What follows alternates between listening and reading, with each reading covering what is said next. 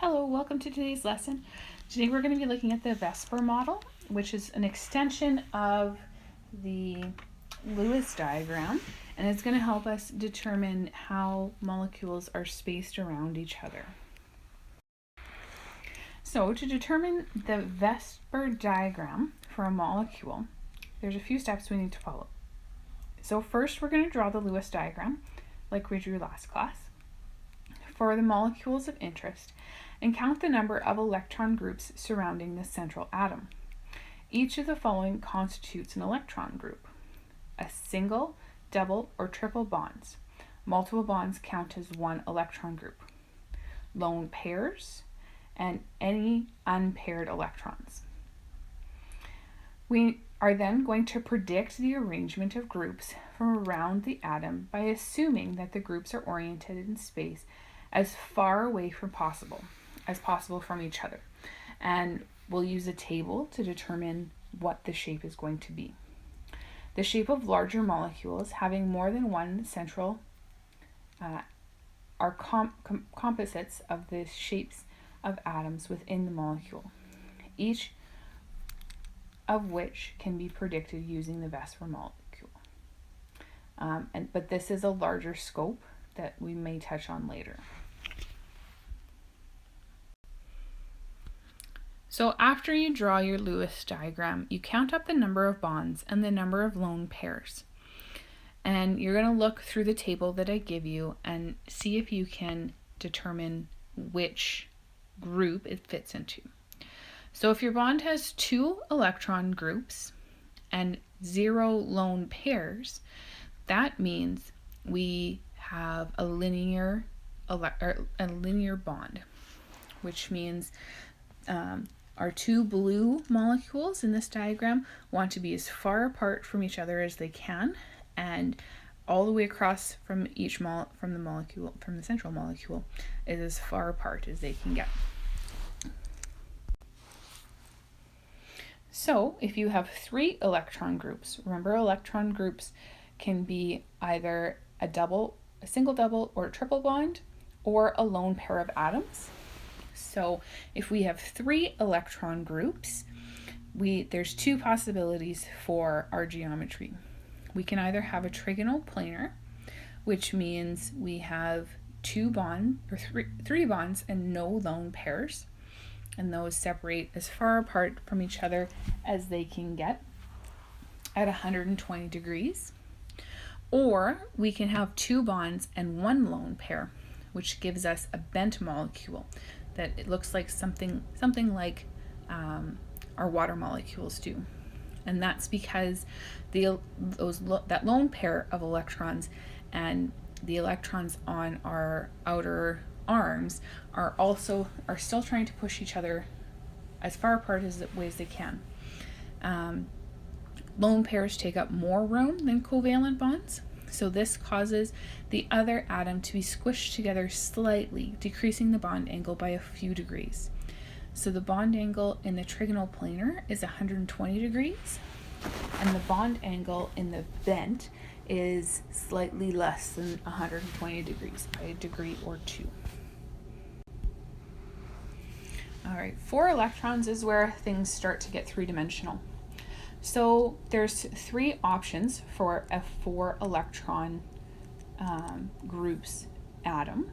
So we can have tetrahedral, where we have 4 bonds and 0 lone pairs. So that gives us a bond angle of 109.5 degrees. We could have 3 bonds and 1 lone pair, which gives us a trigonal pyramidal atom with bond angles of slightly less than 109.5. Or we could have 2 bonds and 2 lone pairs, which gives us a bent or angular atom geometry, again with bond angles of slightly less than 109.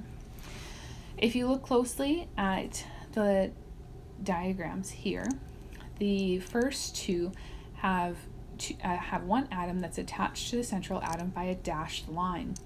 So what that dashed line means, so they have this dashed line going on back here.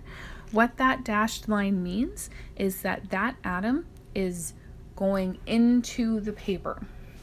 Okay, now that we're looking at in 3 dimensions, it's a little difficult to draw 3 dimensions.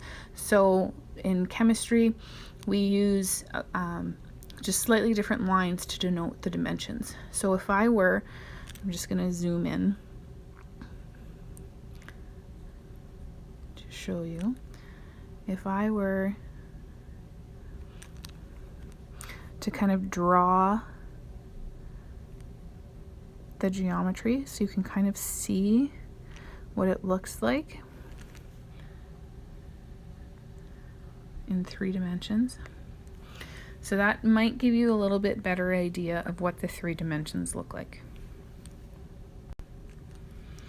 Here we have our 5 electron groups. So 5 bonds with 0 lone pairs is a trigonal bipyramidal with bond angles of 120 across the equator. So these 3 electron or element atoms in the center here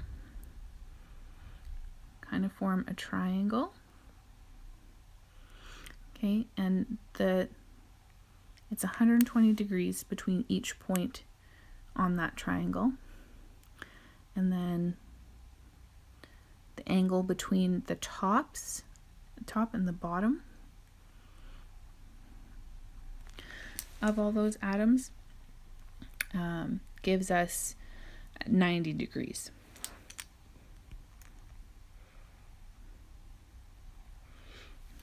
Okay.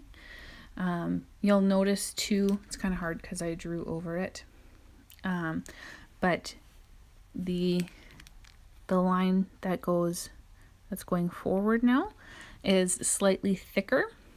So that atom is now coming out of the paper towards you. So if we have a dashed line, it's going into the paper. If we have a thicker line, it's coming out of the paper.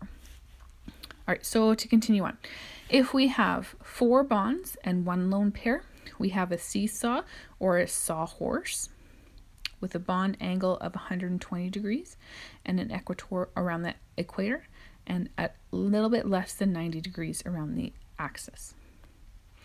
If we have 3 bonds and 2 lone pairs, we have a T-shaped molecule with bond angles of 90 degrees. And if we have 2 bonds and 3 lone pairs, we have a linear, which gives us a bond angle of 180 degrees.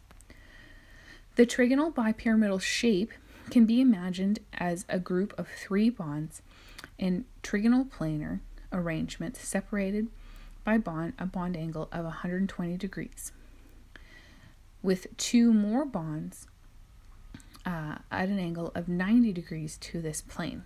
So the 3 equatorial bonds would be laying flat on your table, and then the other 2 bonds, one would be sticking straight up from the table and one would be sticking straight down from the table. Lone pairs go in the equatorial position since they take up more room than the covalent bonds. In the equatorial position, lone pairs are approximately 120 degrees from other bonds. While the axial position, they would be only 90 degrees away from other bonds. So they go to the path of least resistance, which is around the equator there.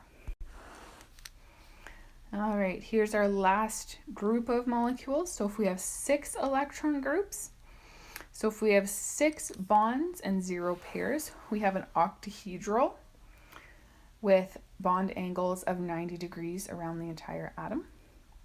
If we have 5 bonds and 1 lone pair, we have a square pyramidal with bond angles of 90 degrees.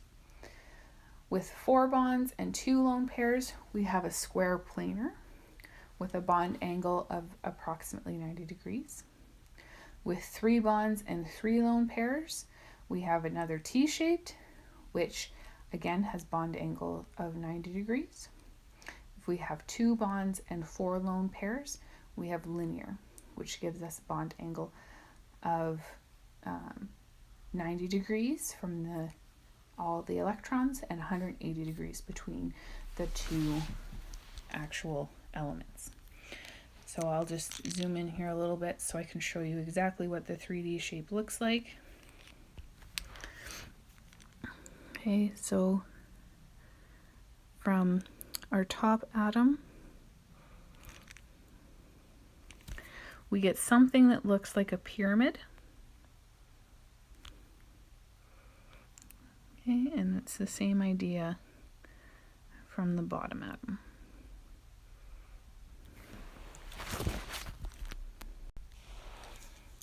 All right, so we'll do an example here. So CH4.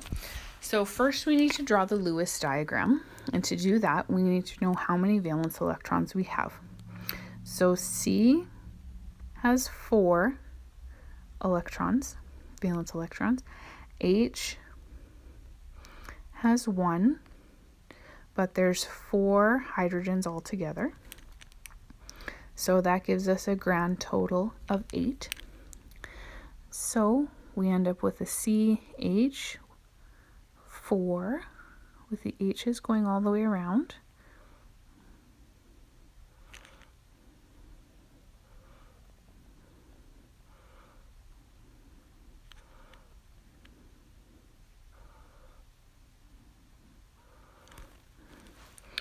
Okay.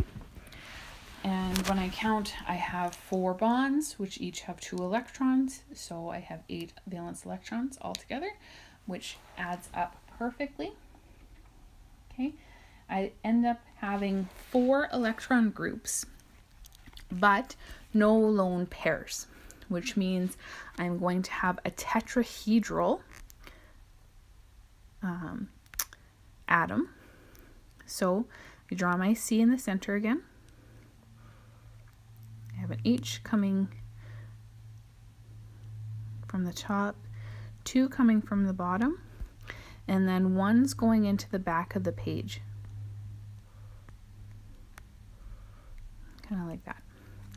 So this is a tetrahedral.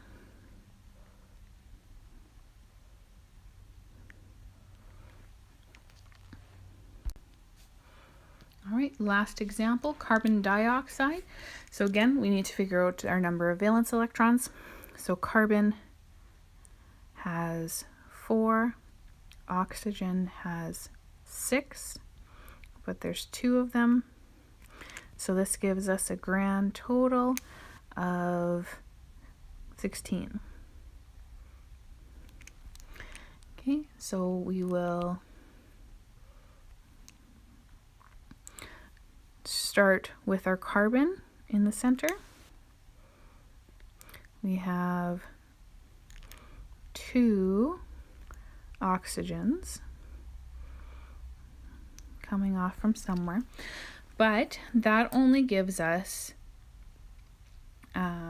4 bonds, or 4 valence electrons in those bonds. So we need to get to 12. So to do that, we need to think. So carbon, if I just start throwing electrons in, so oxygen needs 8. So 1, 2, 3, 4, 5, 6, 7, 1, 2, 3, 4, 5, 6. So it's 12, and we have 2 in each bond. So 12 plus 4 is 16. That's good. But our carbon in the center there doesn't have enough electrons, which means we need a double bond. So we're going to take 2 of the electrons from each of the oxygens, and we're going to switch those into double bonds between our carbon and our oxygens. So now carbon has 2 bonds from each oxygen, so that means it has 8 valence electrons. Each oxygen has 4 pairs of electrons and 2 bonds for 4 more electrons. So now they have 8. So we can look at our number of electron groups, which is 2. Okay, there's no valence electrons or electron pairs around the lone. or around the center. So that means we end up having a linear geometry.